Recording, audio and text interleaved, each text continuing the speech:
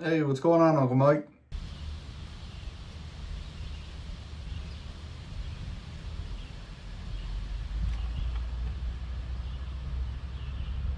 Hey, Nicky Nick, what's going on? Nah, I'm just sitting outside having a cigarette, kind of daydreaming about like what I think would be a great pet. Yeah, Southern Cassowary. I would love to have one of them things, man. Yeah, I'm looking at them now, Uncle Mike. Everything that they're saying, they're highly, highly aggressive. Actually, hold on. There's a news segment right here, Uncle Mike. Yeah. Someone has one that got out by you. You better be careful. You say they're highly aggressive murder birds?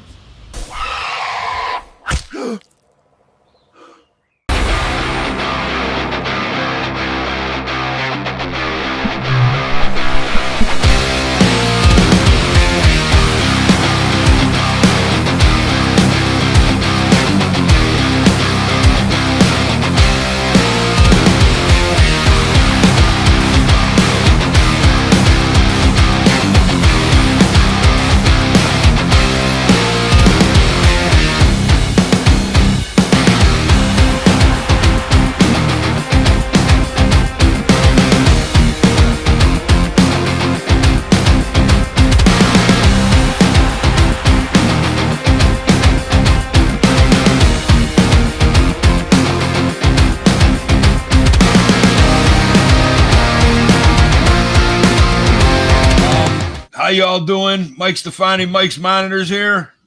What's going on, guys? Nicky Nick.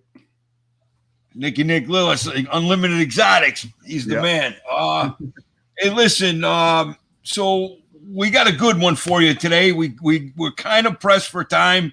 Not our time, but our guests' time. So we're not going to do much introduction here right now. But I got to see if I got it right. 19, Nick. You're off this week, Uncle Mike. It's 20. I'm off. We're the big 2-0. Yeah. Oh man! All right. Well, what do you had expect? it last week? I was hoping for you. You know what? I'm sorry, man. I'm an old man. I'm getting at Alzheimer's disease or something. Like I said, it's part of the show now, Uncle Mike. I think you got to mess up on purpose. Yeah. So, but I'm always messing that way. I never mess the wrong way, right? No, never in the wrong way. You're always behind one. My 6th grade teacher, Pot Rose Peterson, she told me that I'm slow. So that's just, she was right. I'm slow. It's a good slow, right? Without much further ado, we don't have much going on as far as news out there in the world. There was a post made by Nick Quinones, and it was a very nice post saying about how, he's putting monitors on the back burner for now. He's chasing a dream of becoming a professional MMA athlete. And we wish him well in his, in that path. We really hope the best for everybody. So, Nick Quinones, good luck to you, my man. Many blessings ahead. But I just wanted to got to meet him in person. I don't know, probably like a month ago now, and hang out with some of his Captain Bread Crocs. So it was cool. Nice. Oh, what? You were down there? He's up here now by me. Oh, okay. Yeah. See, I'm getting slow. No, he's pursuing that dream up here. I guess. Okay. Well, hopefully he hooks up with that Jim Miller. Yeah. Yep. And I think that'd be a great path. I was thinking Jim Miller and Vranic. It took me a minute, but no, I know what you're talking about. Yeah. Because he just fought this past weekend. He won. Guy's a warrior, man. He's getting up there in age. He's been around a long time, and he just kicked ass, man. I mean, it was crazy to see that. And you say you've seen him jogging. Yeah, I grew up in the neighborhoods where he's from, and I know where he lives. He used to run up and down the street over there with his dog. So I never met him, but he's a scary dude, that's for sure.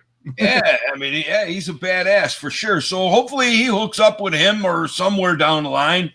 But he had said something on that post, and it's hard for me. I'm not taking nothing away from Nick. he's a young guy, right? And he listed some people on the post, you, me, Balan, Chris Applin, man. And this is no disrespect to Nick. I just want to say that was a great post. I appreciate it. I know you appreciate it. But, man, he missed a lot of guys. And again, I'm sure it's just a matter of, who he's been dealing with. But, yeah, there's old Brian Waterloo, Brian Duraca. These are old dogs. John Adranya from Sim Container. These are older guys. Andrew Llewellyn, who's been killing it for years and years. So that's why the list is endless. I don't know if I could even make a list of everyone. It's just the whole community together. The list is so different because everybody plays a different part in this community. Absolutely. So they might not be a breeder, but they play a different role. Right. So it's hard to make. But I definitely appreciate what he was saying. No, and I do too. And I just I guess the point I'm trying to make is, younger people coming in, older people going out. Not a lot of times do their paths cross. You know what I mean? Yeah. So I just wanted to include, because I know Nick, and I'm sure he thought it through, but had he known these other guys, he would have threw them in there too. And again, I'm just paying homage to my old homies. There's a lot of great people coming up, but there's a lot of great people that have paved the way too. So 100%. Okay, without further ado, Nick, you want to introduce our guy? Yep. We got one of the biggest in the monitor game right now. We have Marcin from Bigger Better Reptiles. They just hit it big with a couple cool species. So let's get them on here and talk about it. What's going on, guys? So if you guys have been watching the podcast or anything Uncle Mike and I have been doing, I probably don't even need to say what I'm about to say, but let's be honest. Life gets busy, life gets crazy, and sometimes you just need a helpful reminder. And today, I'm here to be that helpful reminder. Get to USARK.org and get those annual subscriptions, or get to your local show and donate an animal or donate goods, anything you can to try to help. Again, anything helps. $5, whatever you can do, helps us. These legislators are trying to come for us when we're not paying attention and pass these laws, slip them in other bills, and really trying to catch us off guard so we can't keep these animals and we can't sit here and have a podcast about how to keep them. So don't let them do that to us, guys. We all are here for the same reason. If it's a ball python, if it's a monitor lizard, we all love reptiles. So let's keep it together, stay a community, and get behind USARK, someone that has our backs. Let's have theirs. What's going on, guys? Whether you're a first-time shipper or a veteran to the industry, Reptiles to You has you covered. Reptiles to You has everything you need to ship your reptiles and invertebrates safely. From top-notch supplies to an industry-leading live customer service team, Reptiles to You is a one-stop shop that we've used and trusted for years.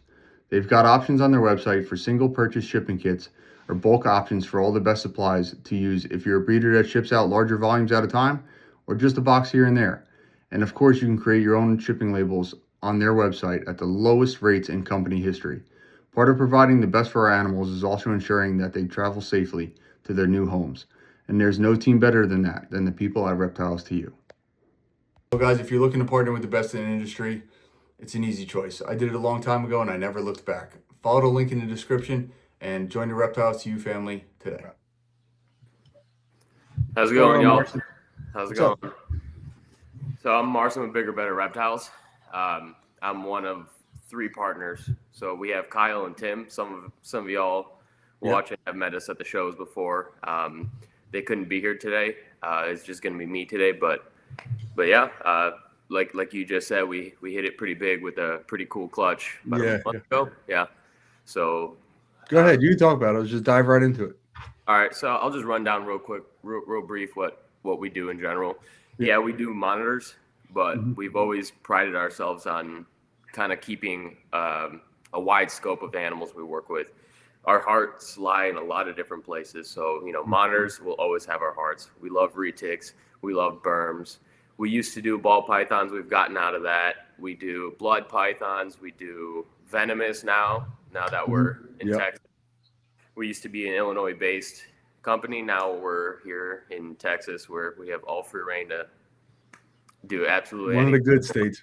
Yeah, absolutely. So we have taken that and ran with it. So, the future is wide for what we may be working with. If something interests us, we're gonna do it. So, a couple things, Marcin. I wanted to say thank you so much for your service to this country, as well as Kyle. And I don't think Tim was a military guy, was he? He was not, no. Okay, well, and I kind of knew that, but I didn't want to exclude him. But thank you guys for your service to this country. And again, you guys are, I don't even know if I should say this, of what you guys do for a living. You can say it. I just, You guys are on the front lines of the war against crime. So we thank you guys for your work and your police work. Yep. Thank you. Thank you. Yeah. So like you said, me and Kyle are veterans. We were in the Marine Corps together. That's actually where I met Kyle. Turns out we lived in the same area our whole life, but I didn't meet him till crazy. We were out there. So once we met each other, we randomly hit the topic of how we love reptiles and the Tinley Park show, and from there, it just explosion happened, and we just started in the Marine Corps. We started Bigger Better Reptiles. Believe it or not, we used to keep snakes at our friend's house who lived off base. I'm not going to say that I may have kept some animals in my barracks room. There might have been a pair of Western Diamondbacks in there. Nice. But yeah, that's where we started. And as soon as we got out in 2020, it just nothing but growth from there. And Tim came on in 2020 as well. Mm-hmm. So Kyle knew Tim prior to leaving for the Marine Corps. All three of you guys Illinois boys? Yes, we are. So you grew up, you guys all grew up in the, kind of by me pretty much. Yeah. Where name the towns you three are from. So I'm from like northwest suburbs of Chicago, so like Mount Prospect, Wheeling, that area. And Tim and Kyle are from Monee, which is south of Chicago. So, wow. Yeah. So it's wild. That's wild you met over there and you were so close together. That's crazy how small of a world it is. As I'm getting older, I'm realizing that it's crazy. Yeah. And congratulations to you and Jess on your baby and another one. Yes. Yep. Man, congratulations. Thank you. Hey, Uncle Mike, I got 9 kids, so misery loves company. I hope both you guys keep breeding. I'm gonna. I think we're gonna take a little break after 2 because it's a lot. It's a lot. Yeah, it definitely is. Yeah. Well, let me I give you literally running around before this, giving him a bath, changing his diaper, giving him a bottle, and then I'm like, here, I gotta go do a podcast. And once you have 3, 4, 5, 6, 7, it doesn't matter anymore. Yeah. It really doesn't. It's just But congratulations again to you and Jess. Thank you. I appreciate that. Thank you. So what? Let me ask you, because I know you're kind of got limited time here. So there's a few things that me and Nick want to talk about. Absolutely. So back, I don't know, maybe what? And correct me if I'm wrong. 7 or 8 years ago, Martin Spilkin hit an albino sulfur. Correct. I don't know the exact when. I'll be honest. I know I'm not the first to do it. I know it was done. I believe he's out of Florida, if I'm not mistaken. Yes. So yeah, he hit the T-pause. So the kind of hope we were having with this clutch we just had was our parents came from a coral line, so we had the variability of we might have the chance of hitting the T-neg as well. Unfortunately, the pair we have that proved out to be both T-pause. The entire clutch came out T-pause. So we got T-pauses. We got the double visual T-pause sulfurs. We got some sulfurs and some double pause heads out of that clutch. The good news is, the dream isn't over. We are running a 1 to 2 adult ratio on the pair. So we have another male. So we don't have the chance of hitting T-neg, but we still could hit a coral if that male, the other male that we have that we're going to try to run, has T-neg. If he comes from the T-neg, so we still have the chance of seeing what coral sulfur looks like. So what my point to all of this is, like, and I talk to Nick every day. So, you know, and we talk about you guys and everything, just everything we see in the monitor world, whatever. But, so Martin posted those actually 7 or 8 years ago, whatever it was. Yeah. And I didn't see it, man. I'm not a genetic guy. I don't really follow that stuff, but I couldn't see it. And at the time I was talking to Shane and he goes, oh yeah. And, Josh Ortiz also told me, he goes, no, it is. But I don't know, whatever it's T positive, negative, it just doesn't look like what I'm thinking as an albino. Right. So, you know, and you don't, I mean, the guy don't post much. Martin doesn't post much. He'll post on Morph Market, but I've never seen that animal that's maybe 6, 7, 8 years old now as an adult. I've never seen albino sulfur adult. So I that's what I'm waiting to see. Yeah. I agree with you. I was actually doing a little research. Maybe I should have reached out to him and be like, hey, you know, do you have a picture?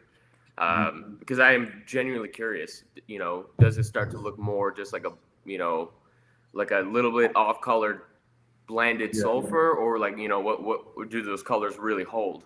You know, is the albino really visible in the adult age? I don't know. Right. So I am very curious to see. So we're obviously, we hit 4 of them.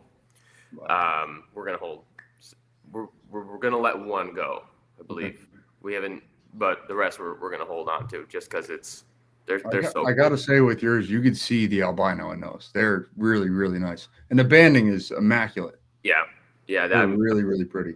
I'm really blessed on how they came out. They're beautiful. The pictures don't do it. We tried our best, you know, take so many pictures. I know how it is. But the oranges are very, very in your face. So I'm really blessed about that. Yeah. Well, what I'm really looking forward to is seeing, like I say, I don't track the genetics. That's not my thing, but it just seems that I don't know, T negative, T positive, coral, caramel, whatever they're called.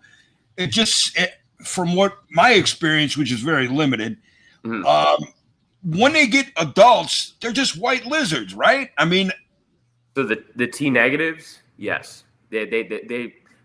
I'm not gonna lie, all 3 of them do dole out into the adult ages. The T negatives are that whiter looking lizard that we're talking about. Yep. The T pos and the corals, when they're adults, good luck differentiating them.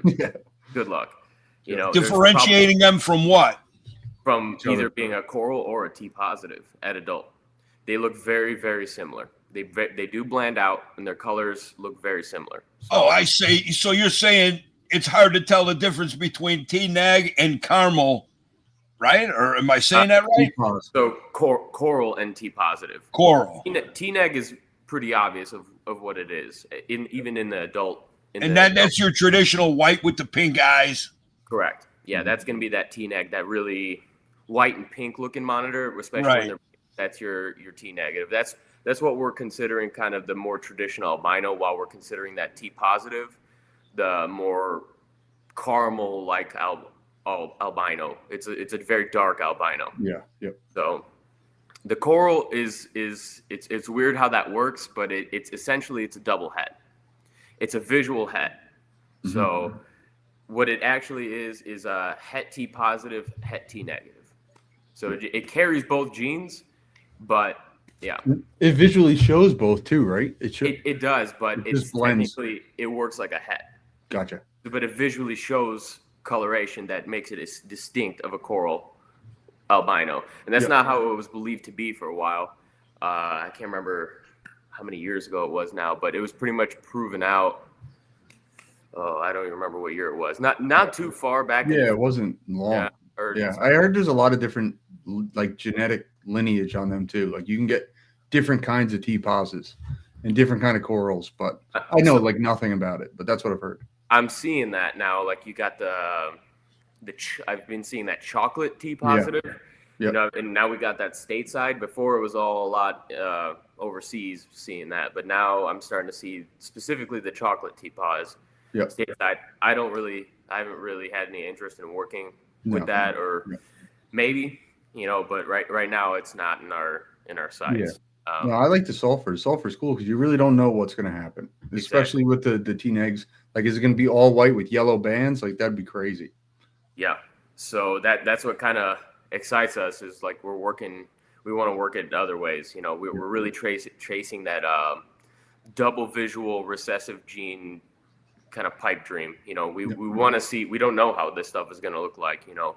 I'm going to talk about something a loss that we just experienced, a month ago, 2 months ago, right before we hit this clutch. Mm-hmm. We had coral black dragon double het parents. Wow. We had infertile eggs, and then we paired them, and we were expecting those eggs to drop, and unfortunately that female went egg bound and died. So we lost that project. Well, not lost it, but it sucks, man. We've all been there. Well, you know what? I mean, that's Marcin. This is what we talk about all the time. It's like, you know, I get it from. I mean, you're obviously a breeder, and it's different for us than like people who have a pet.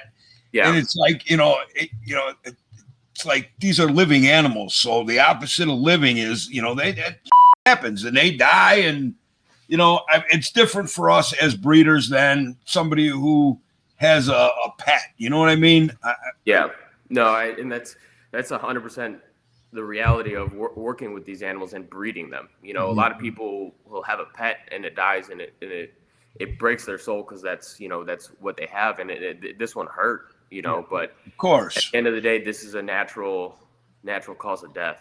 You know, right? Well, you know, if you never take these risks with these females, you'll never have babies. So it you know, it is what it is. Some are really picky nesters. Others don't really care too much, you know, about where they nest. So I'm sure you'll get it. I'm sure you guys will get it. But it is unfortunate. But again, man, much respect for you guys being transparent with that. You know, everybody thinks this stuff is, you know, sunshine and rainbows. Hey, man, it happens to all of us. Yeah, that's working with these animals is like a blessing, but it is the furthest thing from sunshines and rainbows. You know, that's a lot of you know, breeders online, everything that you don't see that side of it. You know, you don't see the work that goes into it. You obviously know how much blood, sweat, and tears goes into working with these animals, how many sacrifices you have to make, how many late nights and everything. And still, you know, it's you can give it 150%, and sometimes stuff like this is just unavoidable, you know. I was saying that to Uncle Mike this morning, is sometimes the more effort you put in, you kind of hurting yourself. Sometimes you got to take a step back and only put that 100% in. Sometimes you're too involved, is what I'm trying to say. I'm in my building maybe too much, where I disturb things. I guess being an older guy doing this, it's easy because I've been there, and I understand how, you know, like you're saying. And then over the years, I kind of came up with this thing. You know, sometimes we're not the professionals doing this. We're food monkeys and reptile janitors. Our animals are the pros, and sometimes we got to back up, get out of our own way so they can do their thing. That's 100% the truth right there. That's 100% the truth. I've noticed over the years, the more and more you overdo it, you only, like you said, you hurt yourself, you burn yourself out.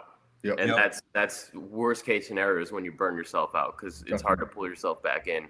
You know, luckily I'm part of a team of 3, so you know, one of us is feeling that way, next one steps in, where animals are always covered, right? But that burnout is real. And it's happening to all of us. So let me ask you something, Marcin. Is it it's you, Tim, and Kyle? Do you have any other little guys who come in and, like, you know, maybe want to learn and kind of work for? You know what I mean. I'm not saying you're taking advantage of, but there's always some young people who want to work to get the experience. Do you have people like that? Yeah. So we've had 2. One was very, very short lived. You know, unfortunately, you know, few mean animals. You know, I changed my mind. Right. That was never, you know, unsupervised. I was always supervised, of course, you know, because I'm assuming all the liability of working with these animals.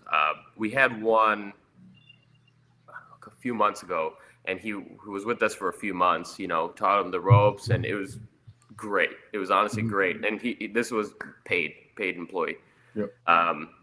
And you know, the commute got a little far for him, and unfortunately it's down to us 3 again. We're going to try to find somebody specifically. I guess our focus is we want to do less of the cleaning. So when we do have time to go back in there, we're focusing in on perfect feeding schedules, breeding and temps, humidity for breeding, like everything, pairing, you know, just the focus on the part that can't be done by somebody else. Yeah. Essentially what we want to do. But right now it's just us 3. Wow. So. Yeah, that's the best when you have somebody do like water changes and all that stuff. Like even feeding isn't that bad, but like to get that cleaning part out of the way, yeah, is huge. So that's you know, you got. I think when we're saying this, like I think I got maybe 20 animals down here. I got two pairs of emerald tree boas, and then just a few lizards. So. I kind of keep it that way because I don't want nobody, you know, I mean, my son helps me, but man, you guys, and the other thing is like, you guys got a lot of stuff and you have some, and we'll just leave it at this. You have some dangerous animals that you got to be kind of weary. Like, you know, like just for example, so you hire a kid, there's a waiver agreement, everything's understood. Yet, you know, that curiosity, somebody's going to want to just take a peek one time, you know, and that, I mean, you got to be on that. So obviously we have things in place for that, right? That's 100% a thought before we even decide to even consider bringing someone on that was our biggest worry. Yeah. Will he get curious and open that king cobra enclosure? Yeah, it's locked, but you know, it can definitely happen, right? Yeah.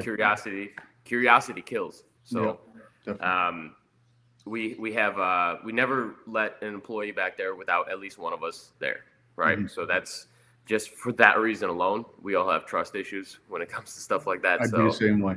Yeah.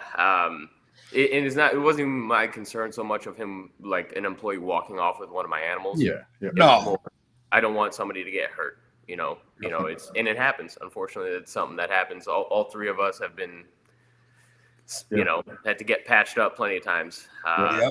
You know, it's something that happens. So that's why a couple of things like feeding, I would never let an employee feed, not just because of the liability reason, but I learned very long ago, back when I used to work for Jay Brewer in Prehistoric Pets. Wow.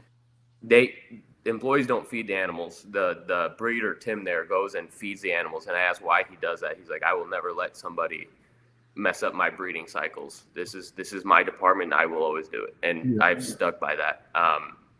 But stuff like venomous, obviously I keep a good amount of venomous. That's only me. Mm-hmm. Even my business partners, Kyle and Tim, they don't really want to, they're not as comfortable with it as I am. So that is my department only. I do it all. So they might help me feed some of the rattlesnakes here and there, absolutely, or change their water or something. But as far as like we're talking those elapids, like those, and like the king cobras, and now I got a pair of black mambas. They don't touch that. Yeah, man. I watch you working with the king cobra once or twice on a video I believe you guys put out. Yeah, and man, bro, I fucking worry about you. And I'm not taking anything away from you. I guess I'm giving more credit to the cobra than to you, but it's a concern, man. I mean, you're a nice guy. I don't, you know what I'm saying, man. I absolutely. I mean, it's a risk, you know, I choose to assume when I work with these animals, you know. I mean, you can ask anybody in my family ever since I was a little kid. Those venomous have always been my, you know. Those are your things.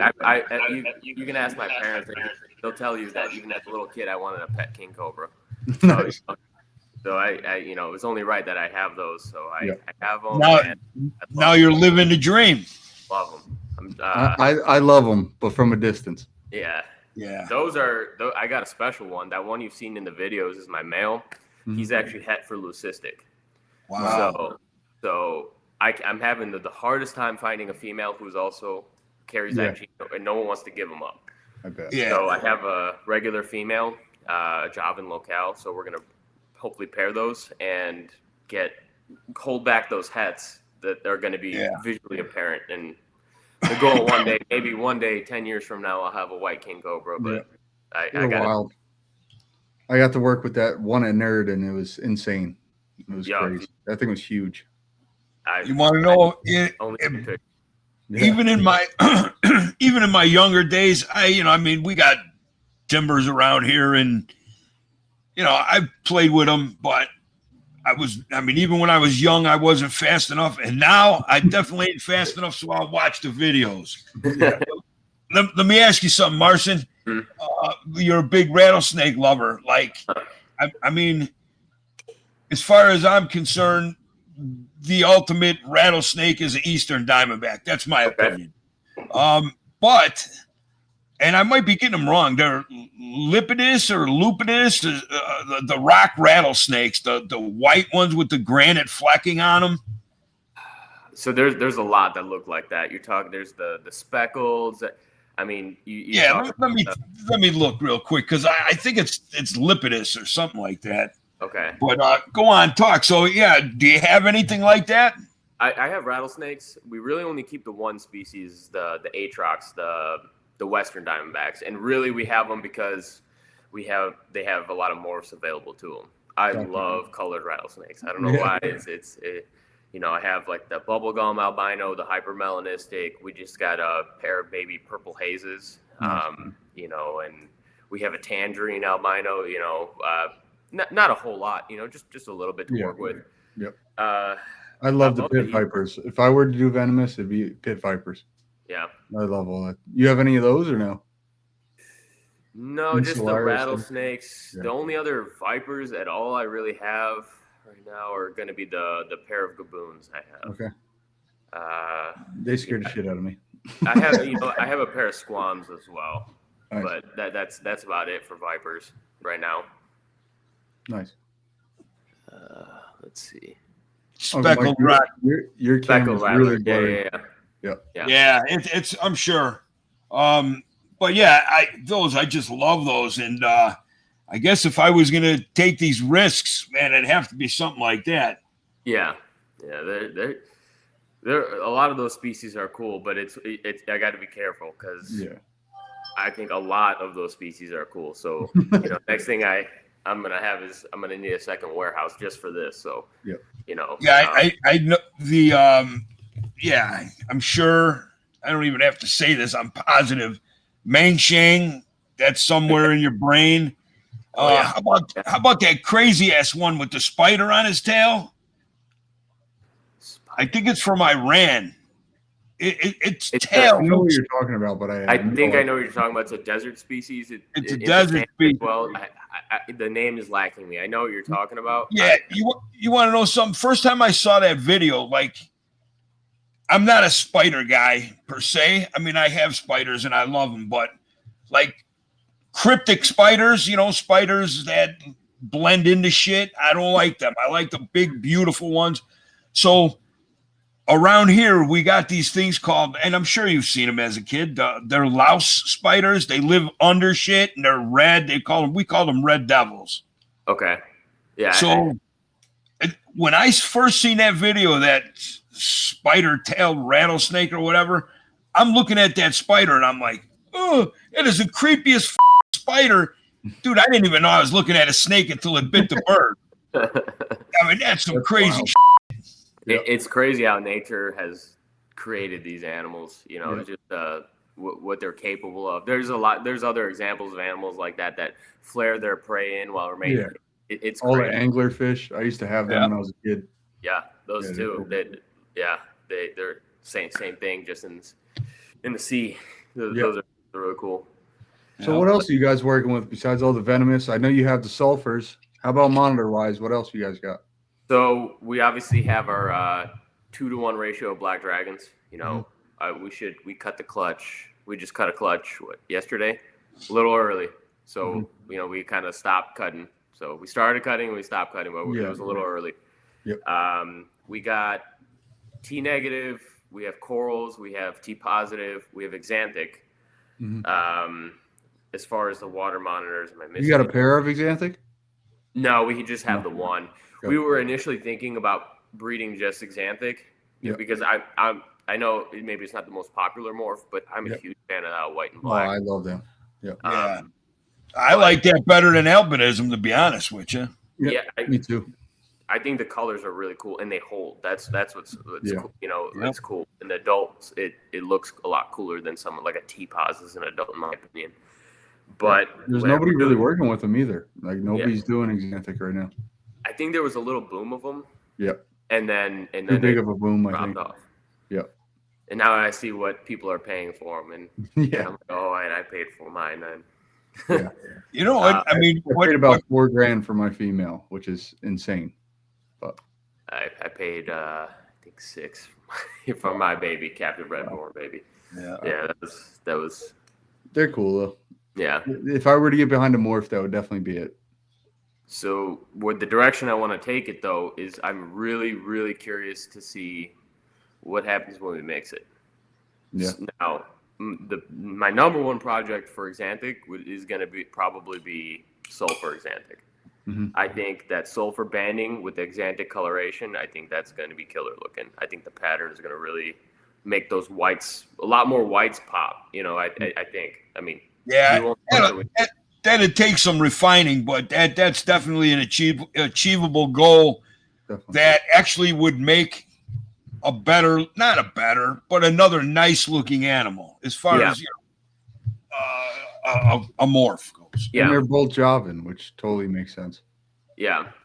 So I also, one that kind of piques my curiosity is that what would happen if you mix Xanthic and the Black Dragon together?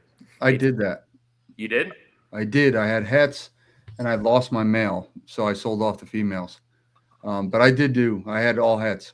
Isn't there somebody doing that right now too, Nick? Isn't that one guy that visited at what's his name? I don't know. Daryl Goss? No? I don't think he's doing it. I think he was thinking about doing it, but I don't think he did it. Well, what are them velvets? I put 2 clutches of hets out there, so they're out there. It's just I don't know. They're still labeled that. Well, what are those velvets then? That's why I shouldn't even talk. Those are albino. What are they? Those are albino black dragons. So these would be Xanthic black dragons.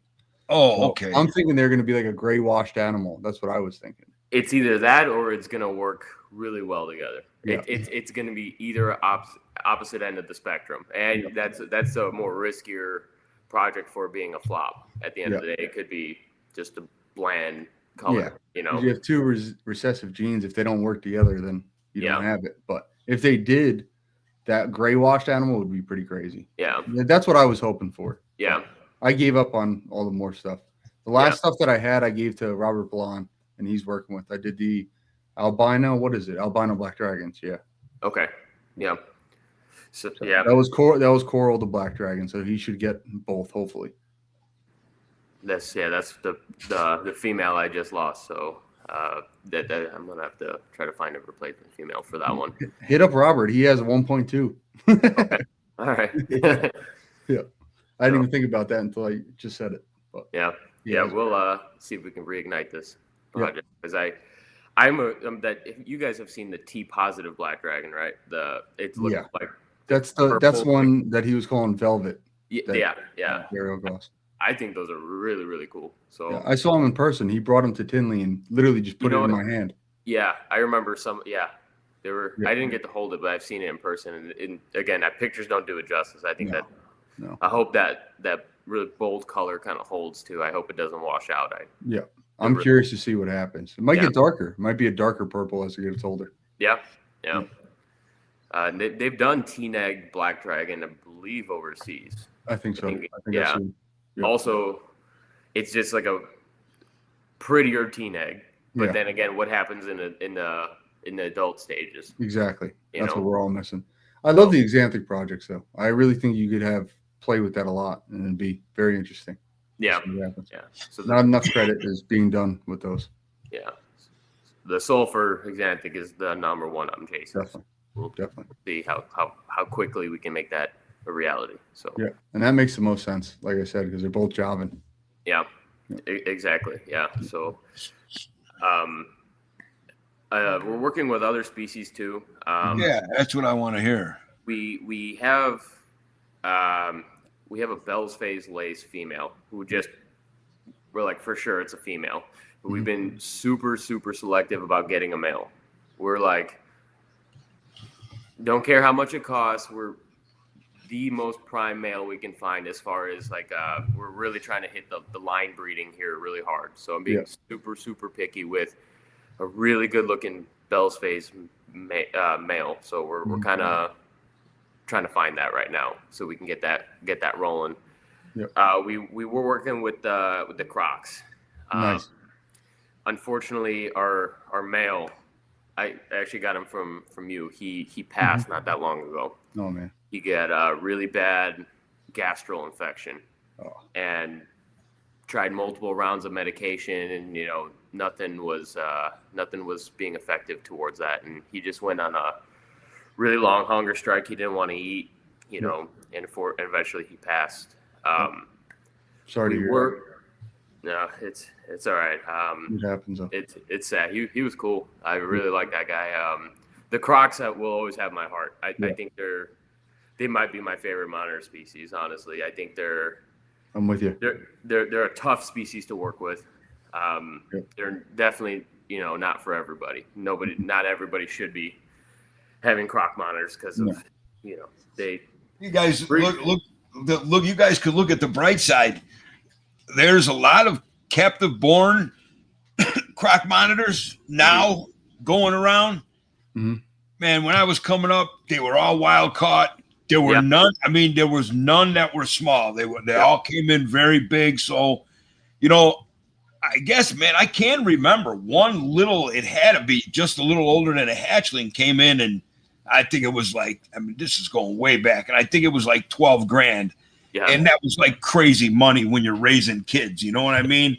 But yeah, other than that, there are $400-500 wild caughts, and those were not fun to work with. But no, now we got them. We got them stateside captive bred, but also, you can get them Indo bred as well. Yeah. Yeah, that wasn't an option before, but at least it's a step up from wild caught. Yeah, I still haven't worked with a baby. That's the goal. I'd love to work with one that's like this big. Yep, me neither. So that's we're gonna continue working with them, but we kind of consider, do we look for another adult male, or do we get like a trio of babies and try to go that route? Something like that, because having a Croc monitor is amazing, but having a super nice Croc monitor, that's just otherworldly. It's crazy. All monitors are super intelligent, but those Crocs, they are a different level of intelligent. They literally sit there and study you. They literally watch your every move, and they can tell what's a threat and what's not. It's crazy.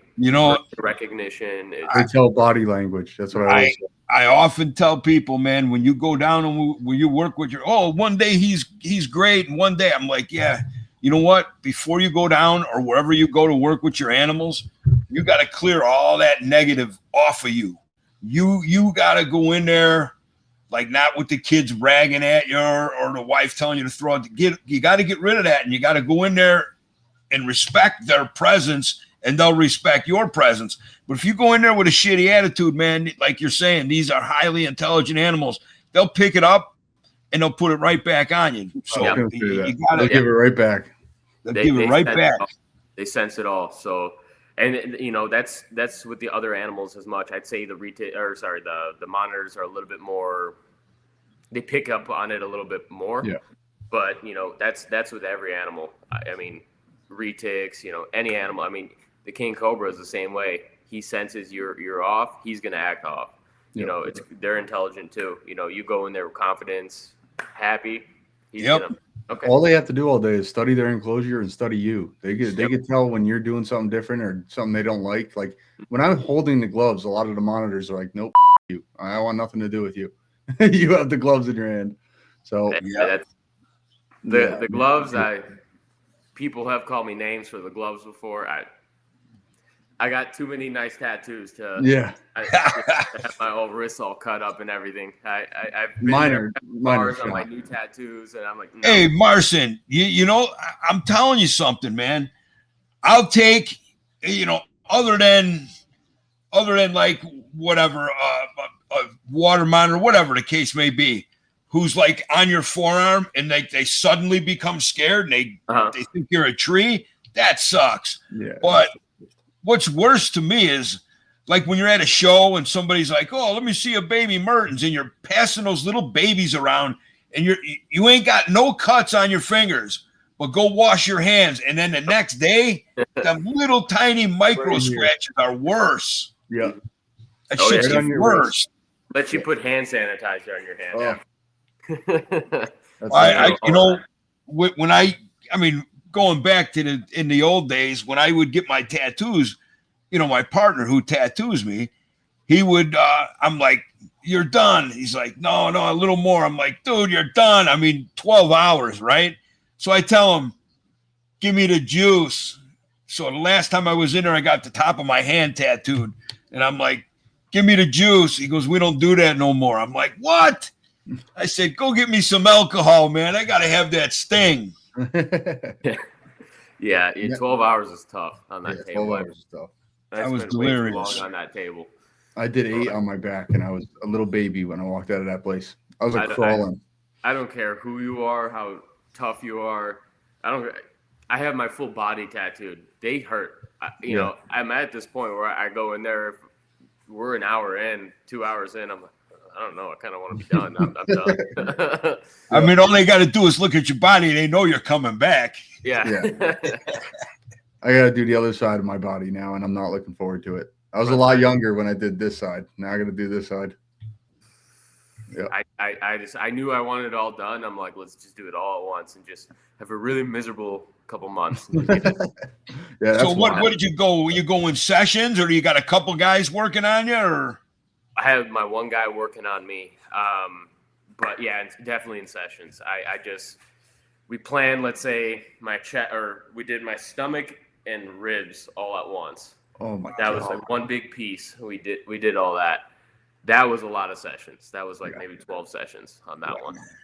Well, you know what's cool, man? I give you credit big time. I see this new age thing. These motherfuckers are getting propofol, and they're waking up 10 hours later and they're tattooed. You know, it's that might be me. That's cheating, man. Mike, I ain't gonna lie to you. That's gonna be me. When one day I decide to get my throat done, that's gonna be that. I have this weird thing where you try to touch my neck, I like freak out. So I can't imagine a tattoo needle going in. Oh man, I'm just not going to tell anybody that I did it. Like, yeah, I sat 10 hours. Meanwhile, I was out cold. You know what? It's funny. So me and my wife, like, I've been growing this stupid hairdo for, I don't know, 10, 12 years, something like that. And, you know, who am I kidding? I mean, I'm bald, right? And my wife wants me to buzz my hair. I told her, I'm like, if I buzz my hair, I'm getting my dome tattooed. She looks at me, she goes, "Oh, that would be cool." I'm like, "No, you're supposed to." So I'm kind of in a spot now. If I do decide to shave my head, I'm going to have to get my dome done. But I'm not looking forward to that. No, I'm in the same boat. I've been bald for a few, like 2 years. I had the shaved head look when I was in the military. Yeah. I look like Megamind. I can't be, it's bad. So I got no choice, guys. Yeah. you at least look good bald. I have it looks like I have a alien cranium, I beg to differ. My mom took a picture of me the other day. I was like, does my head really look like that? I don't really see the side of my head too often. But what is there? Okay, we know what your goals are with your water monitors, and you got a lot going on there.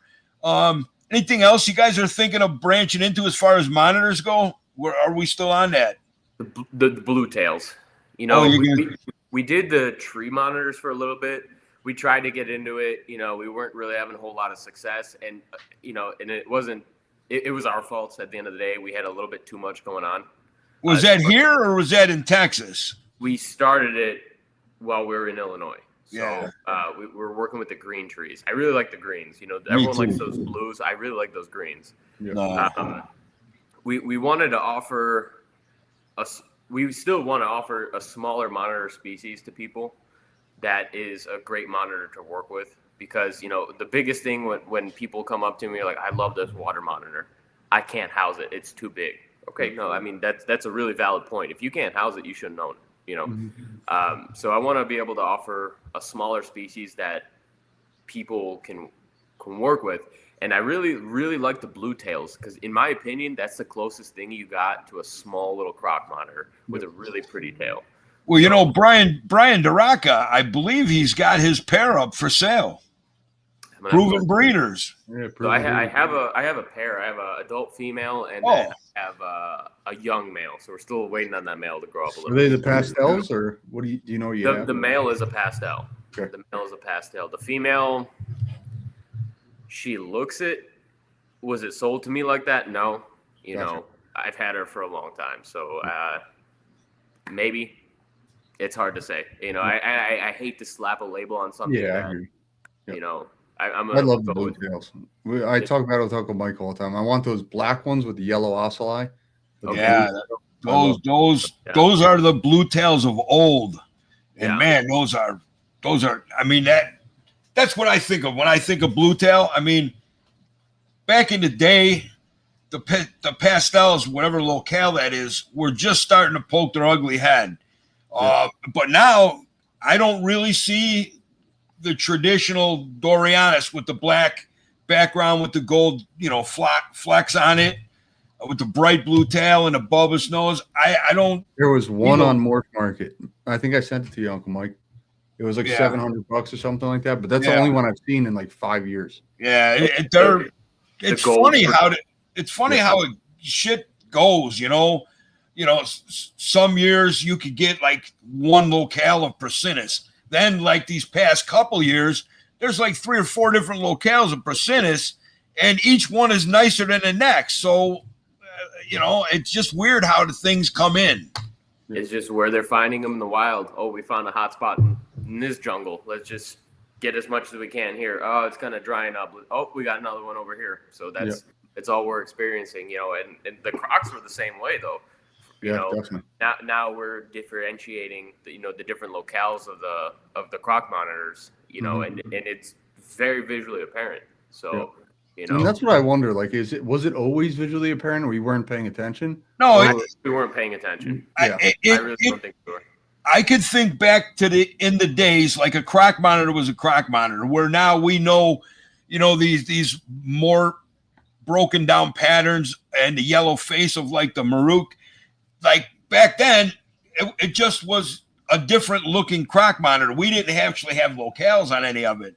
But now that we got people living over there that actually work with these animals, like Applin, he kind of cleared up a lot of stuff on the one podcast we did with him, Marcin.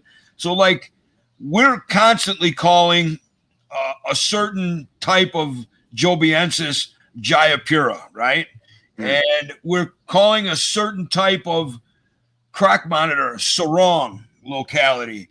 And Chris Applin, he's like, that's really not how it goes. Like, like if I'm saying this right, Nick, Sarong is in that, what is it called? Vogelkop. Yeah. So like, I guess according to Applin, like what we know as Sarong, he knows as Vogelkop. Yeah. So like, I guess how I'm remembering it is Sarong would be in like a city in the county of Vogelkop, but those croc monitors don't live in the city. They live in the county, just not in the city. Yeah. So there's a lot more to be learned about all of it, but it's getting that information from someone that could speak to us. So. Yeah. Yeah.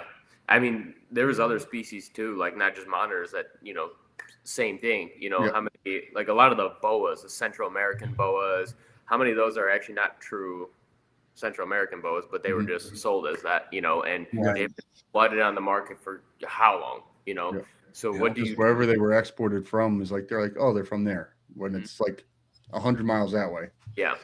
So A lot of that stuff is like, now that we know what we know, the really only true way to kind of, make sure that, okay, this is what we're going with, this is what it is to kind of start fresh, you know, and know exactly what because all of a sudden this guy had this thing for 20 years and, oh, you know what, it's actually this locale. Now I'm calling it that. Yeah. Right. Well, you know what, it's good for, locales is good for, I mean, I say it all the time. I'm a purist guy. I don't like hybrids. I hate that. I think it's terrible for us and the species.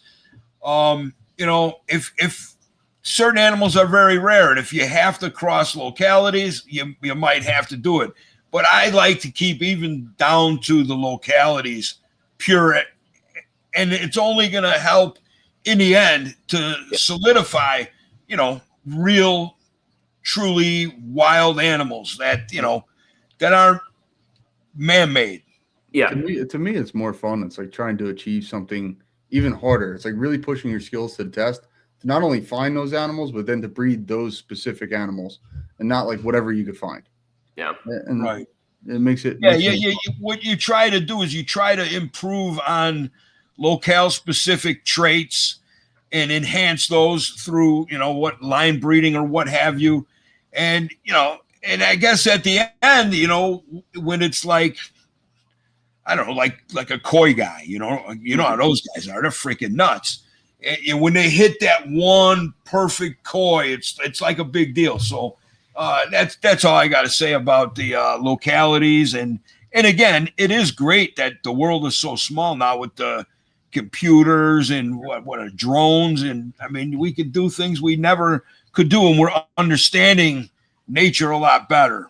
And I think it's our responsibility, knowing all of this stuff, to keep our lines as pure as we possibly can. Don't make hybrids or don't create hybrids, because one day it's going to be cut off. And when it's cut off, you want pure genes. You don't want a bunch of man-made stuff. That's just my opinion. Well, it goes along the lines of what we talked about last time too, Uncle Mike. Like, it combats the people are saying now that captive breeding doesn't really affect conservation. And I'm not saying it directly does, but it definitely helps. And the only way to combat that is to breed pure stuff. You start mixing everything, we're definitely not helping anything. Yeah, right. If you're talking from a straight conservation standpoint, pure locale breeding is going to be the only way to truly preserve, to have pocket communities of this animal. It goes extinct in the wild. Hey, at least we have pure Javan water monitors. And with that being said, it sounds great, and we want to feel important that we're doing that. However, one of our guests recently kind of put us in our place on it, because you can't just take animals that we captive bred in a Wisconsin basement and ship them to the Togian Islands and expect to release, them in the wild population, because, I'm thinking, that's how it works. And they're like, oh no, if they get some kind of cat scratch fever from, my daughter's cat, or, you know what I mean? Just something different, and you put it into their natural habitat. Oh, that's going to, if they get some kind of parasite or a disease, that'll wreak havoc on that natural population. And then you've really screwed up. Yeah. So I never thought of it. What we hope is like that they'd put them into like a zoological facility. They breed them there. And then. But who knows if that would ever happen, but at least we like to think that way. Yeah. At least we're on the right path. We're not, making a bunch of alligator shoes and stuff, doing our part. Yeah. There's a lot, I've seen a lot of those arguments about, the pocket communities and private breeding. Is it helping conservation? But at the end of the day, it's really as simple as this. If that species goes extinct, if we're not doing this, then that's it. Yeah, it's gone. It's better to have the option, the availability of that species to potentially try to resave that species than to not. I mean, and it's funny because these mostly are lobbyists and government agencies who are, they want to squash what we do. I mean, it's just the nature of freaking humans. But, in the same breath, you're a military guy, somewhere in, I don't know if it's Alaska or the Antarctic, somewhere they got this huge seed bank of like any kind of seeding plant on the earth. Like they have frozen in case anything ever happens. They could grow strawberries again or, beetroot, whatever. They got it all. So they can do their thing. It's like, I don't know, it's like survival of the fittest, but totally in a selfish way because you ain't saving no animals. You're saving all the shit for humans. It's like, just for us. I think probably the planet would be doing pretty good if we weren't here. So that's just my thought. People are going to keep reptiles whether they want to pass laws or not. Yeah. It's just a matter of, do you want people to do it responsibly or not? And I think people like us are trying to do it responsibly, and they're still not happy with it. But they got to look at it from that standpoint. Yeah. I can go on and on about the reptile laws. I am not a fan. I'm not. How are what kind of laws you got down there in Texas?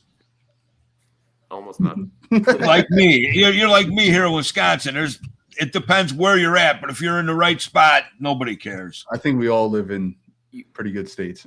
Yeah. For a reason. You want to own, let's say venomous, for example, right? Venomous snakes.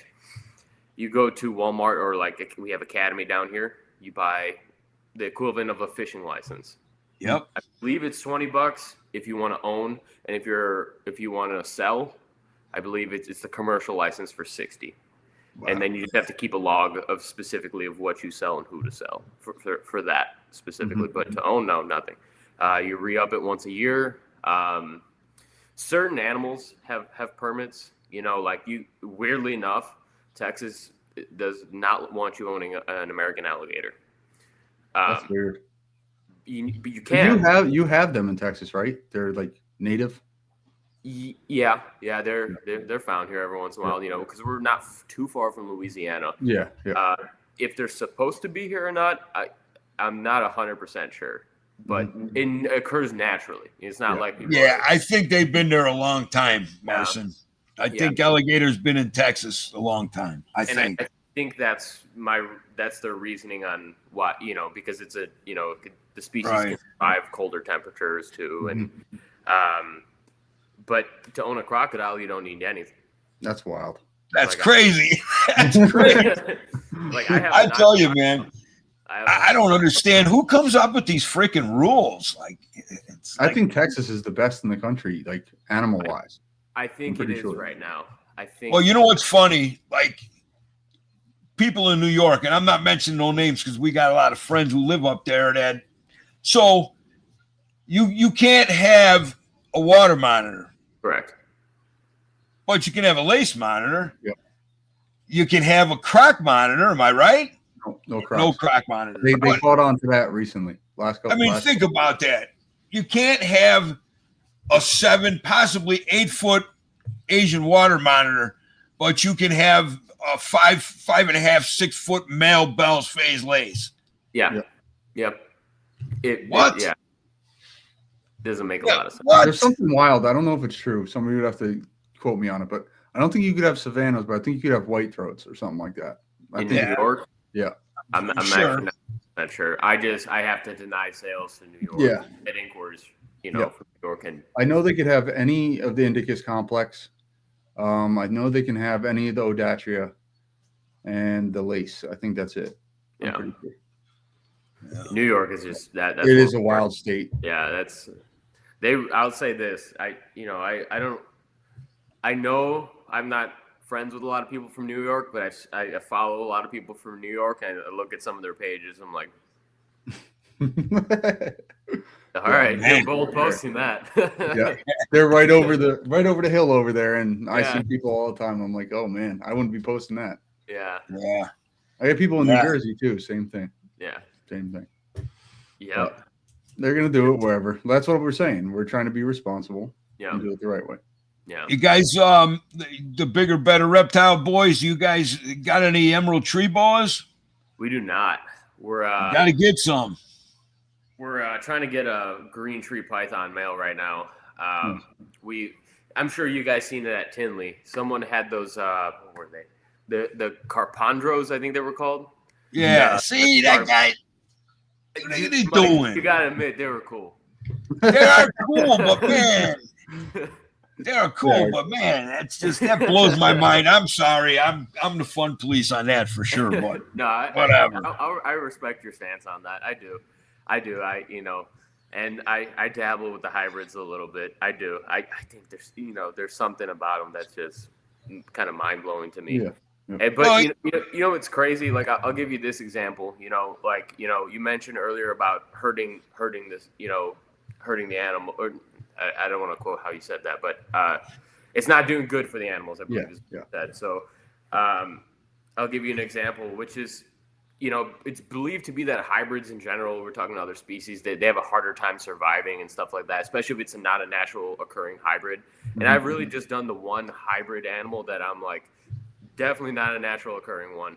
But I did a ball python to a blood python, right? Wow. So we got those. It's crazy, but they did way better than normal ball pythons do, or blood pythons. Wow. Eating better, like right off the rip, and it's crazy because it like fought against that logic. Because I'm not gonna lie, I thought the same thing. I'm not saying every example is like that, but I have seen in firsthand that it just for some reason it defies Well, you know what? You bring up a good point. So my experience with hybrid animals is number one, it's neither. When it hatches out of that egg, it's neither Beccari or Prasinus or whatever the combo is. But it doesn't look better than either a green tree or a black tree. So if I can almost understand doing a hybrid if it bettered the animal as far as looks go. Right. You know what I mean? I could see the point. Yeah.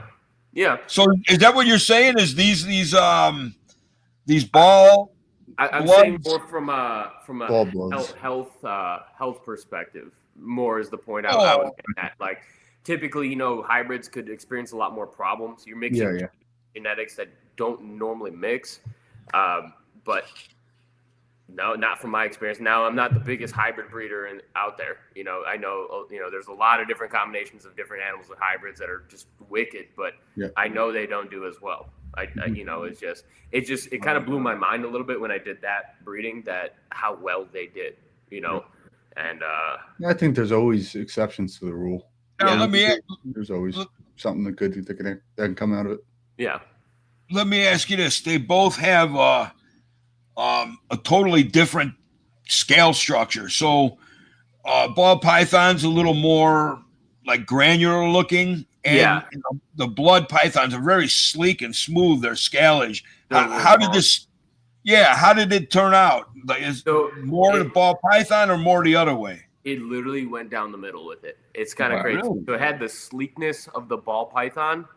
The scales were a little smaller than the blood python scales, but took the shape that it looks like literally a 50-50 mix of the shape, but I can see the blood python scale in it, if that makes sense. But it took the sleekness of the ball python versus the blood python scales are a little rougher too when you feel them. It took the sleekness of the ball python though. It literally went down the middle with it. So wow. Did you see the ones in Canada? The guy did blue tongues to a shingleback.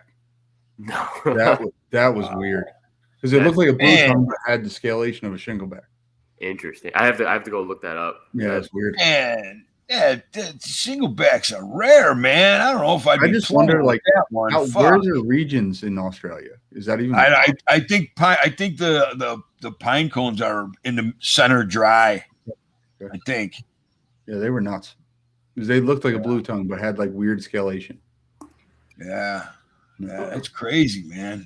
I don't know how you could do that to a shingleback, but it was interesting. I don't know either, man. I mean, that's like saying I'd take one of those thorny devils and breed it to a horned toad from Texas. Dude, what's the even thought process there? I get it, but I don't get it. I mean, a lot of things about hybrids that we used to believe, 15 years ago, are being disproven in general too, though. So, like, for example, we're seeing examples of, and my example is of one animal's genetics or color mutations being passed into and mixing with a different species and showing in the animal. Like we did, like the ball python I used for this breeding was like a coral glow. So it's kind of like a banana looking one. Yeah. And I mixed it with the albino blood python. All the babies showed visual ball python genetics. So I have a coral glow hybrid, right? So like that stuff used to not be a thing. Now it is. And not just with my example, but I've seen it in bat eaters before. Yeah. You know, I and couldn't now think of the name. That's what I was thinking of the whole time. bat eaters, yeah. Now you were thinking Batwanger. Exactly what was going in my head the whole time. I'm thinking of you saying Batwinger the whole time. You know the Batwanger had to come out, man. And I didn't want to say it. I was just waiting for one of you to say it. Damn, I'm glad I got a tan because I'm probably red right now. Fuck. That's crazy. But I know. Okay, so you hybridized 2 genetic anomalies. Yes. Separate species genetic. You know what? I'm a simple man. I want to see a regular ball python and a regular blood python, like a Rich Crowley animal. You know, no crazy color morph, and to see how those colors mix. But I'm not. I don't mean to say that because that's against me, but that's what I was wondering would be, how that would mix. Red and you're already dealing with, genetic anomalies. So take that completely out. Go 2 locale animals. Yeah. Ball python, blood python. I wonder what that would look like. A blood to a ball python, just to get the temperament of a ball python, but it looked like a blood. That's what I got. Did you? Yeah. That's crazy. Yeah. So that worked out for you as far as taking some of that anger out of that blood python. And that, I'll be honest with you. Anytime I've spoken about blood pythons to anybody, that you gotta watch their temperament. They'll break your rib. They do this. My nicest snakes I've ever owned have been the blood python. Really? I've literally never had an issue with the blood python. Yeah, that bad reputation goes back far. But like you're saying, I did see, like, I don't know. I want to say, because Rich Crowley's my friend, so I want to say Rich Crowley or one of the guys who are regularly breeding the blood pythons are just holding them like, it's your approach. You know? Yeah. It's the same thing with the crocs. Everybody always said, like 10 years ago, that they were out to kill you, and we know now that that's not true. Right. No. Breeding them is a different story. Yeah. You've paired yours, yeah? Yeah. A few times. I'm sure you had your heart skipped every single time. Yeah. So we talked about this a few times. I think they ritualistically have to have like a little combat thing. It might not be much, might just be a little bluffing here and there. But my last time I paired, they were after each other for a bit. So that's kind of the scary part about it to me. In my experience, I paired mine quite a few times. Yeah. It was the normal behavior for breeding monitors. You're talking those little neck nips. You're talking about that ritualistic combat that they do. It's like that. The problem with the croc monitors is when they do these little things, in my experience, is they severely lacerate themselves doing it. Yeah. And it's dependent on them, like how far are they going to go with it. One could go too far and it could be a bloodbath.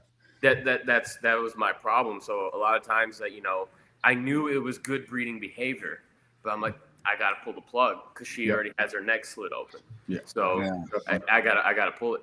You definitely gotta know how to read them. And of course, like you're saying, I mean, I've got a ritualistic combat experience from, Gil and I all the way through to these Tojis.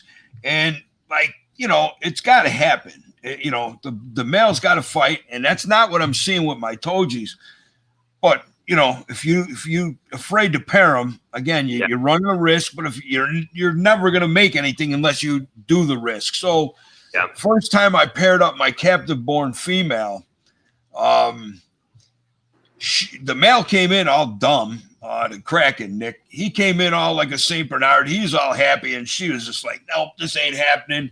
And I said, I got to let it go. I got to let it go a little bit. All of a sudden, in the middle of the cage, I got doors that open on either side. So it's hard for me to get into the middle, right? Yeah. Middle of the cage, man. There they go, chest to chest. And they're just holding it, a barrel rolling, and I'm watching them. And I'm watching the male, man. He's like fucking slick. The female's just out of her mind. And they're hugging each other. And I could tell the male is thinking because I'm watching this motherfucker. And it was like watching jujitsu, bro. When he got the right chance, he dropped the shoulder, flipped her that way, and he took off. But beautiful black lizard got like 6 white dots on her back like a domino right now. So I'm waiting for those to heal. But, dude, you got to do it. They get along like peaches and cream now, you know. Yeah. But you got to do it. It's scary. It is very scary, especially with something that you have to get in the middle of. It's with the Crocs. Balls are in my throat every time. I remember one good story about those Crocs. Me getting in the middle of them. Oh, that was my. Oh, that's it for me. Yeah. I had one of those too. I went in there. It was a really big cage or enclosure I had in there. I went in there because they were getting. It was very bad signs. So I was like, all right, let me separate this. Mm-hmm. And I had separated them on each end of the enclosure, but then it was the female who saw me and the male behind me, and I was angled like at this branch, like there was a big branch across that goes diagonally mm-hmm. across the cage, and she hopped on there and ran up there, aimed right at my face. Jesus, that was a scary moment. Yeah, that was a scary moment. Yes, definitely. With the pairings, I was able to break them up just by yelling, just like literally simply yelling. They both stopped and looked. But when I was doing a nest box in my female enclosure. I had my back to a new female, and I heard da-dunk, and I'm like, oh, she's just moving. And then I heard da-dunk right here, and I turned, and it was wide open mouth, just coming right at my face. I like matrixed this way. She went past me, and I just went out of the enclosure. Oh, that's why I learned it's like you can't trust a new animal. Well, I was too complacent. You know, it's funny that when you say that too, like a lot of times, they're like pit bulls. That's with their aggression. That's how they're like. So if you do make an introduction and you could see things aren't going right, and you could, do a sharp, loud, something, you'll distract them. But once their brain goes into, like you said, Marcin, seeing you came up right to your face. Once their brain is triggered into that fight mode, they're fighting.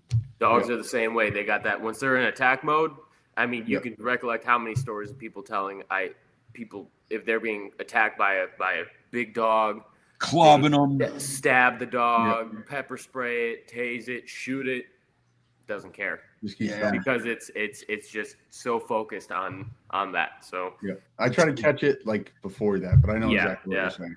It's got that adrenaline just coursing through that animal, and it takes a lot to kill him.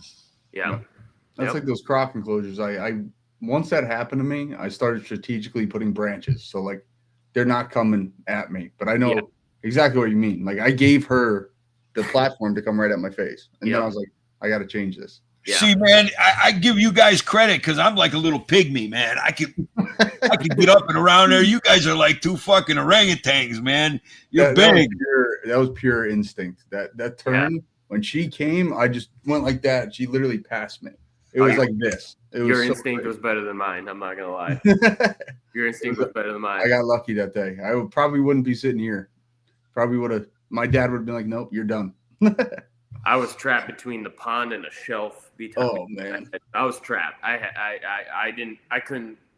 Maybe I could like mitigate damage by doing that. But So what was your instinct to open your mouth bigger and try to prove your dominance? No, I grabbed it by the face. Did you? Yeah. Hey, you're better than me. I think that's what happened to Crutchfield. It was coming at him and he grabbed at it, but he didn't get it right. And hand up. I mean, it's better. I mean, I say it's better your hand than your face, but Definitely. it's a croc monitor. You catch Yeah. one dry, it's game over. Yeah. Your hand has a lot of tendons and stuff, which will just lacerate all your tendons. I would cut say my the hand hand. almost off. I have a huge scar here from I fell on a shovel, a serrated shovel. But man, Can you imagine? I You're was in the messed up a month. cage. You're in the cage. You got your sweatpants on and the Franken beans, man. That would be bad. That would be bad. I hope to never know what a croc monitor. My friend always says to me, he's like, "You got to watch your Achilles tendon." And now every time when there's a freaking monitor on the ground, I hear him in the back of my head. I'm like, "You're not getting behind me. I'm not dying in here." Yeah. It's a thought that you have. I mean, the stuff we work with, you got to think about it. 100%. It keeps you proactive.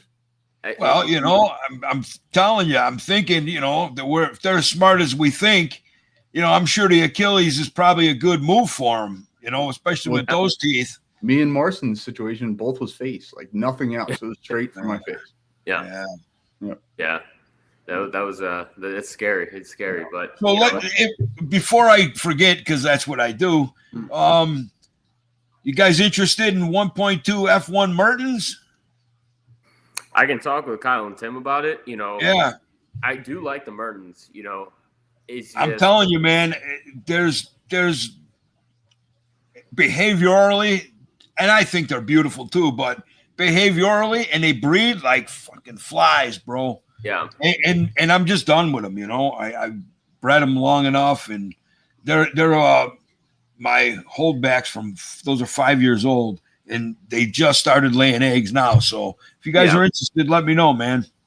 Yeah, we're just being very, I guess, space conscientious. Yeah. Word, but I know what you mean. when we want, I want everything, right? Of course. And I can make that make that happen very easily, but then it's a problem. So it's like we're trying to be, hey, we got to be a little bit better about, Yeah. we can't do everything, Right. No, Totally understand. So when you guys moved down there, I believe you guys were like, I don't know if I'm saying this right. You guys were like just residents in a neighborhood, right? Before or in Illinois. Yeah. Sorry. And then you moved to Texas. You guys got a big outbuilding, or what do you got? Couple outbuildings? What do you got? We got the one right now. It's a 2,000 square foot warehouse. We have land to do more if we need to, but we're kind of at this point of like, we like where we're at, but why don't we enhance where we're at? So like we're looking at buying a big property, 20, 50, 100, whatever we can get. Nice. And then have multiple buildings on that. We're all gonna move back to living on the same land and kind of having. You guys are gonna have a BBR reptile compound. That's the plan. That's the plan. Makes it a lot easier, when you're all there, because that's been honestly one of our biggest struggles down here. Just getting everything going is like right now we're all on opposite days off schedules, and only one of us lives next to the facility. Wow. So right now, I live about 40 minutes from my facility right now. I'm the same way. I'm the same way. So, and it is on my way to work, to and from work, right? So, which is nice, but still, it's you can be there more and do more. Yeah. I feel like I can be better for the animals by doing. I think about that all the time. Like times I'm here at night, like walking around, going to the bathroom, I go check on stuff, but I can't. I'm 40 minutes away. I like doing that, before I go to sleep check. I like doing the, a little, and it's a double-edged sword, because it's like you don't want to overdo it to yourself, but it is also like in case of an emergency, the power went out. Now I'm running, packing the generator 40 minutes, Right. It's just nice being close. One thing on that has totally changed my whole breeding was the cameras. That was the best investment I've ever done in my life. Are you talking about I put cameras in every enclosure so I can watch everything. No, I think we lost you, Marcin. Marcin froze up, huh? Yeah. What time is it? 6:35. How long we been going at this? Hour and 20. Oh, really? Wow. I didn't think he had that much time, Nick. I didn't either. Can you Let me. kick them out and put them back in? I'll text them. Work and live together. I think I that's awesome. apologize. No, that's all right. Sorry. My laptop just it just crashed. You were just frozen on here, so I just. So restarted. what I was just saying to Nicky Nick here is like, man, you guys are really blessed that you are like three bros. You trust each other, you like each other, you work together, and you can live together with a little bit of distance between you on a property. I get that. Yeah. But man, you guys are blessed, man. That's very cool. Yep. Yeah, I'm very grateful to have the partners I do, because it's crazy how much further you can get working as an efficient team, Yeah. And it's with people like I trust like that, and it's just they're at the end of the day, the business goes away tomorrow, this name goes away tomorrow, they're still best friends. So yep, that's awesome. Yeah, I say it all the time. I couldn't do it by myself. If I didn't have my family to help me here and there, and my wife, she does basically all the cleaning that we were talking about before. I couldn't do this. There's no way. Not at the scale I'm doing it. Yeah, it's impossible. I mean, yeah, it's impossible. It really is. I mean, I don't. It's hard to say from experience because I've never managed a collection this big by myself. But I wouldn't. It wouldn't be this big. It wouldn't. I wouldn't be working with the stuff I work with. I'd be very selective with what I have, and that's it. Yeah, no, that's awesome, man. And it's cool that you guys moved down there. I mean, did you guys have any significant changes, like anything big breeding wise that you had to go through? Yeah, I mean, that's polar opposites, Illinois and Texas. Yeah, so we expected bad, right? It could have gone one of two ways. It could have went good because it kicks everybody into some sort of a cycle, and our breeding is good because of the barometric pressure change, environment change, and just in general, right? But we also expected bad. Yeah. We've had issues from moving a facility 15 minutes down the road before it threw our whole season off. Mm-hmm. Now moving 1,000 miles across country, that was I never want to do that again, ever.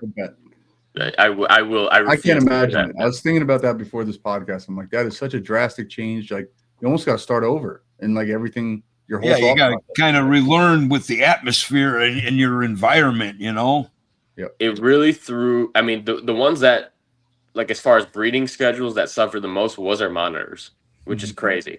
We really not that long ago got our monitor breeding back on schedule. Let's say within the past year. I'm saying that because some trickled in later than others.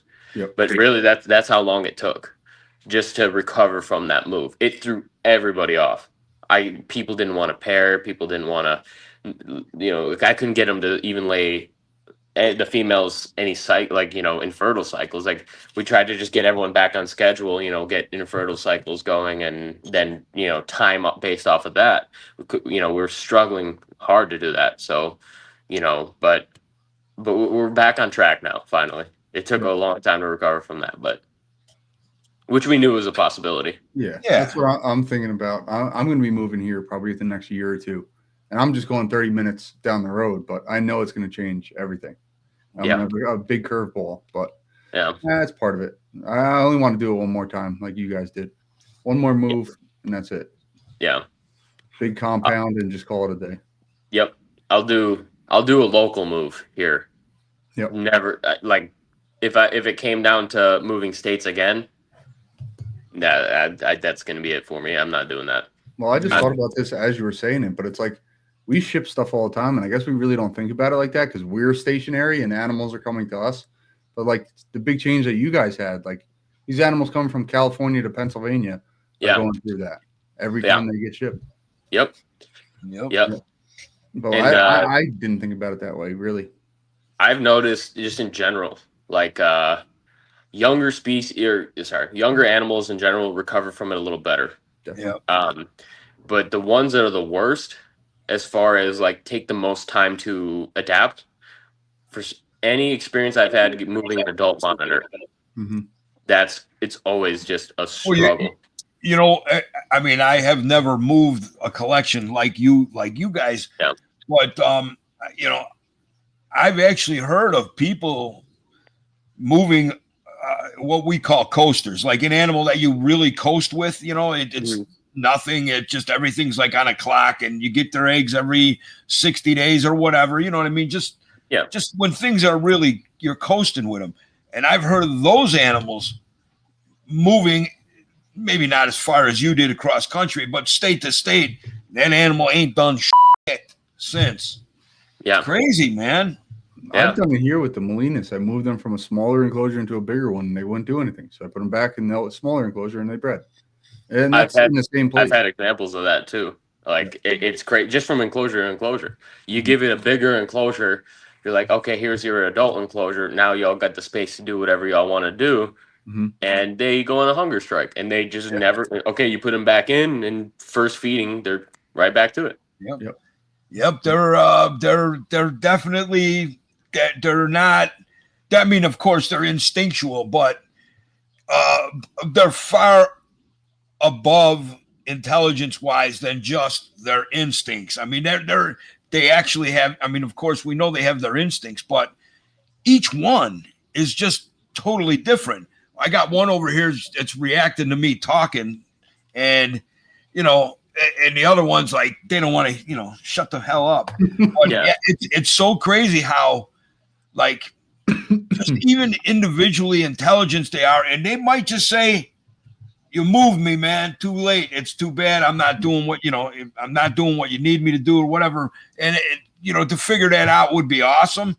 But I've heard of, like I said, animals being moved and nothing has ever happened again from them. So I think it's just like people. They have their own emotions, they have their own characteristics. It's like some people might love a move, some people might hate it.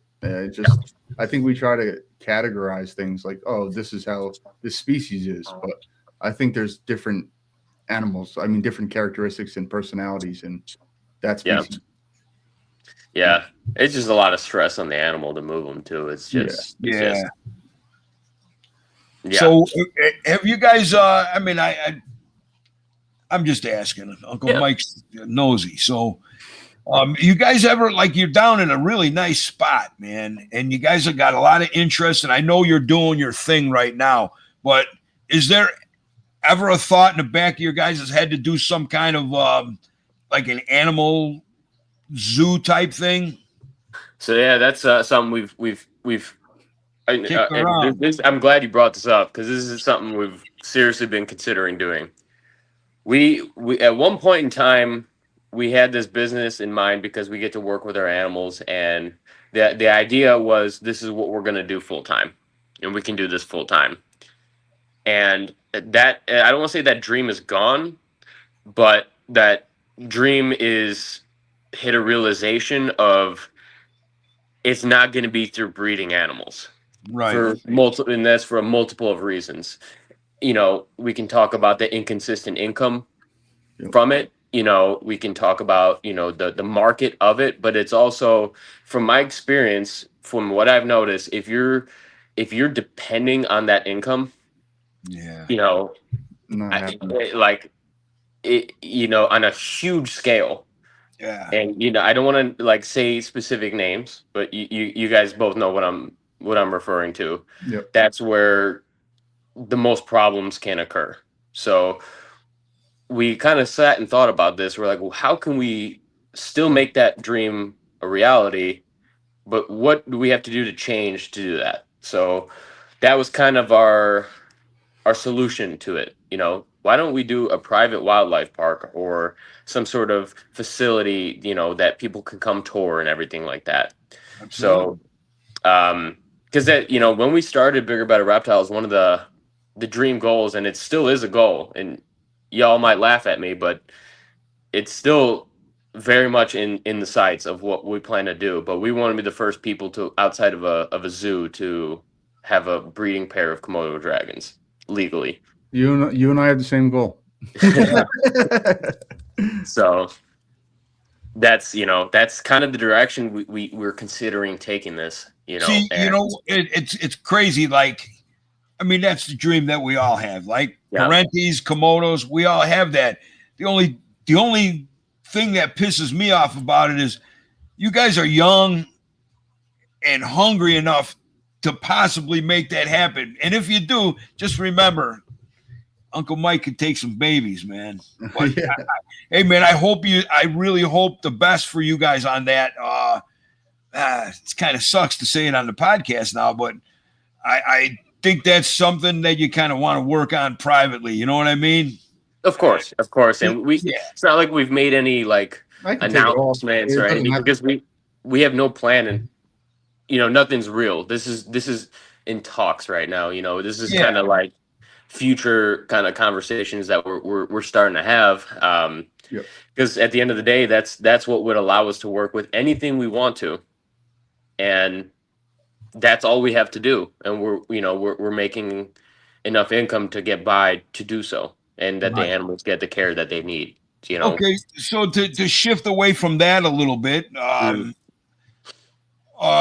you guys have interest in like owl, local owls or any other like a murder of crows in a.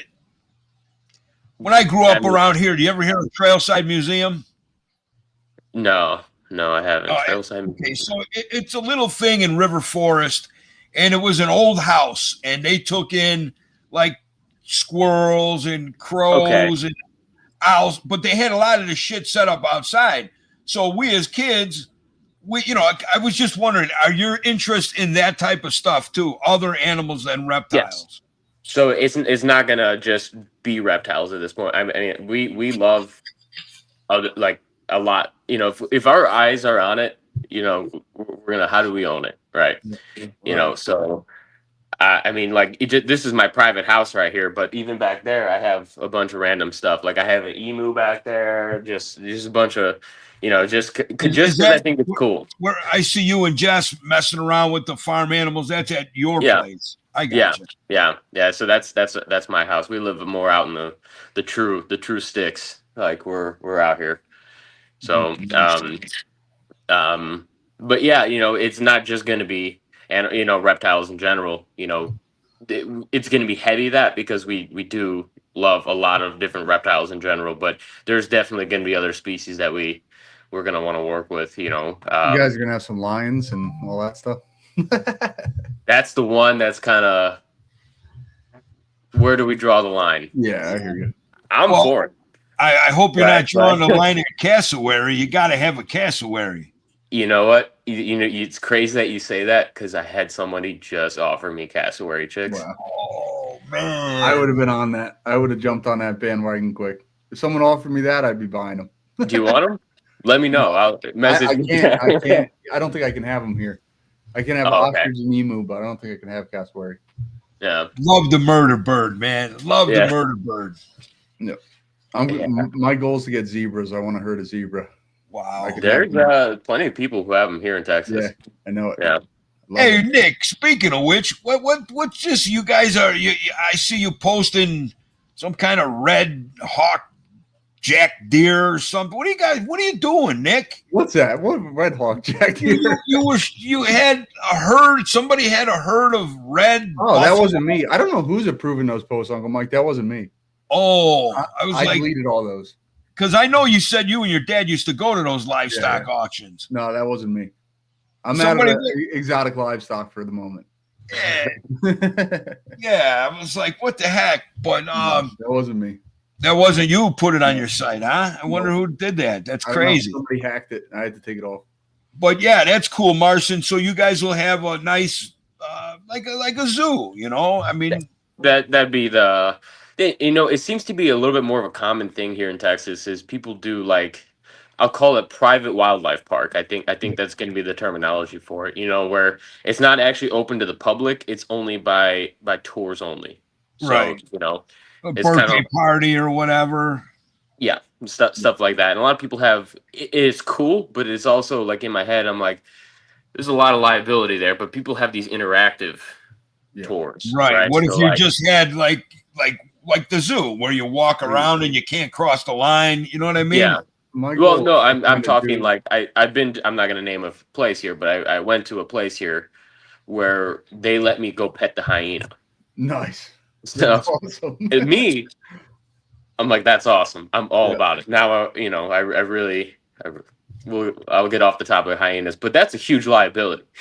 Yeah. You know. Yeah. So I don't know what mix it would be if, I don't know if I'd ever feel comfortable. Yeah, writing something. it's funny that you say that because we sit here and we say all this stuff, and man, that's the important stuff. I mean, we have our fantasies and we want to set up cool cages and people and yeah, but the real story of all of that is the liability. You gotta protect yourself. You gotta protect the public.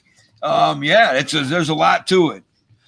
Yeah, we're living in a very Sue happy world. So yeah. I think Ty, the way Ty does it is great. I mean, he's a ZAA. He's with the affiliation. He can kind of have those things, which is kind of what they were kind of hinting to us. I think is the next move, and they can bring those out to the public and have interactions. And because he's agricultural, I think he's covered for some reason. Yeah, I think he said it.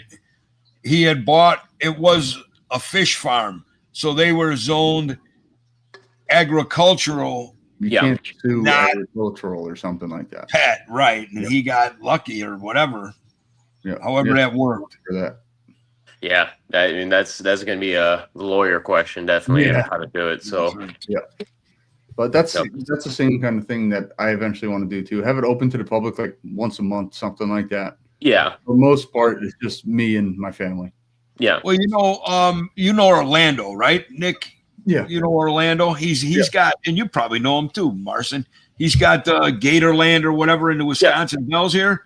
Yeah. So, think about that. You got all these beautiful animals, and you got machines around, or you got the refrigerator. You say, $5 to feed the alligator. So somebody's paying you to feed your animals. It's a great, it's a win-win, right? Yeah. It's a win-win like that, but it's also like I think a lot of things in this industry are a double-edged sword. I'll just bring up the example of interactive, enclosures with animals, where you get to go and pet something you don't normally get to interact with, right? Huge liability, but it's also breaking fears and giving somebody a positive experience that normally they wouldn't be able to have. And now their opinions have changed on these animals. And now they might donate, do conservation, anything else because you changed their opinion on it. Exactly. So. That's in my older age now. I think that way a lot. Like, what can I do to pass it down? I mean, I've always been that way with kids, and I try to get them into this stuff. But like more now at this age, it's like I feel the responsibility to leave something for the animals. You know what I mean? And that's great to know that you got that in you too, to want to reach out to people, like you said, with irrational fears. And if you break that fear, now they're no longer chopping off a garter snake's head, right? Yeah, now exactly. They're relocating it and stuff. So that's a beautiful thing. And it's pretty funny because it's usually not that hard to break the fear either. It's usually like one or two interactions and that fear is gone. Yeah, it's really not. It's really not. It's honestly, I'll argue one good interaction. It's like, okay, now I'm not scared. Right. I think a lot of those fears are even broken at reptile shows. I know I've broken some. I'm sure you guys have too. Absolutely. Yeah. You've never held a snake before? Here, check out this 10-foot retic. Yeah. And it's like a puppy and doesn't care that you're holding it. Oh, that's funny because then like you might be thinking, well, yeah, maybe we won't give her the big retic. Here, hand her this hognose snake, and the hognose starts chewing on her thumb, right? Like, oh, that was a backfire job there. Yeah. But you got to know your animals too. But yeah, absolutely. Are you guys coming to this summer, Tinley, or? We're on the fence. We're either going to send some of our stuff down with somebody. We have a table. I just don't know if we're going to be able to do it. We're trying to figure that out right now. Again, this is one of the downsides to our inconsistent work schedules. Is nights and weekends. Well, it's because I know you guys are well liked in this industry. You guys have a lot of friends.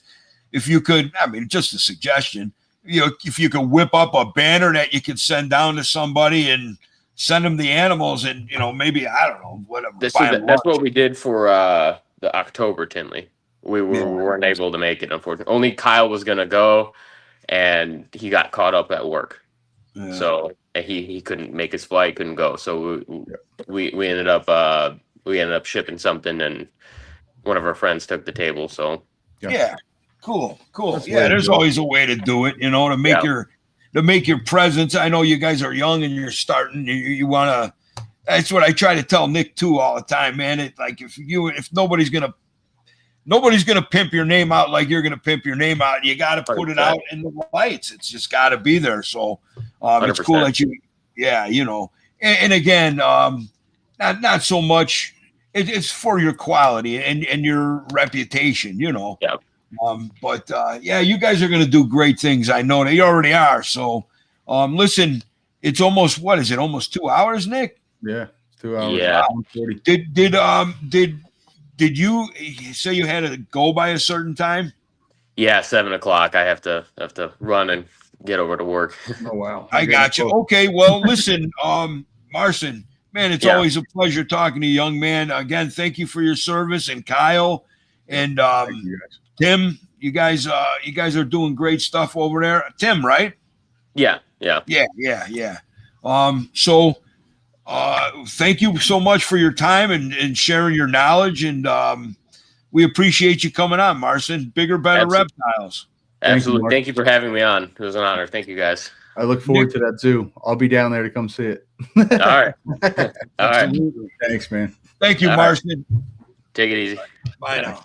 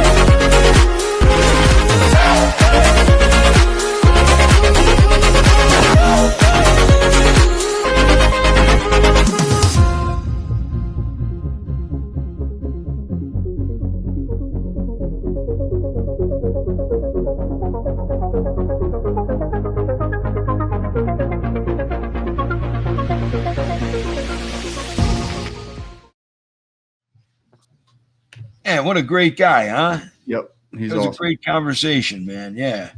I love Texas. It's so hard for me because every time I talk to it with someone, I want to go there, but it's too hot for me.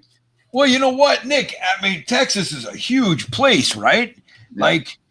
And I've never been to the desert Southwest, so I don't know nothing about Arizona, Oklahoma, none of that stuff down that way. So, my wife wants to move.